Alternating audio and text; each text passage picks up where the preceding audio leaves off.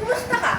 Isang simpleng tanong na makapangyarihan na nagpapahiwatig na ikaw ay mahalaga.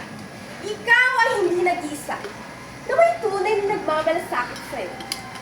Hindi man ito nakikita, ngunit na ipaparamdam sa'yo ng taong pinahahalagahan ka.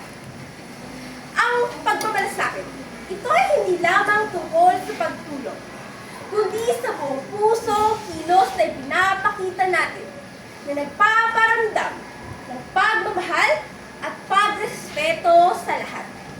Ako si Royce Janine M. Linguete, isang mag-aaral na handang makinig sa problema ng aking mga kaklase.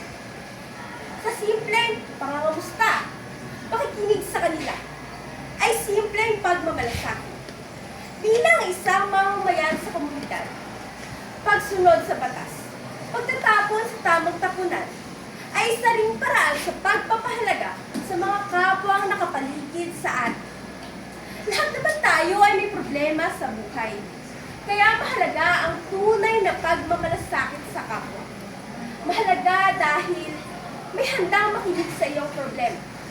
Mahalaga dahil may handang maglaan ng oras para sa iyo. Dahil hindi sa lahat ng pagkakataon ay may handang makinig sa ating pinagdaraanan. Sa huli, ugaliin natin ang pagiging mapagmalasakit sa lahat ng pagkakataon. Sa simpleng gawain inipapakita at naipaparamdam natin sa kanila na sila ay mahalaga. Muli, ako si Royce M. Linguete. Maraming salamat po.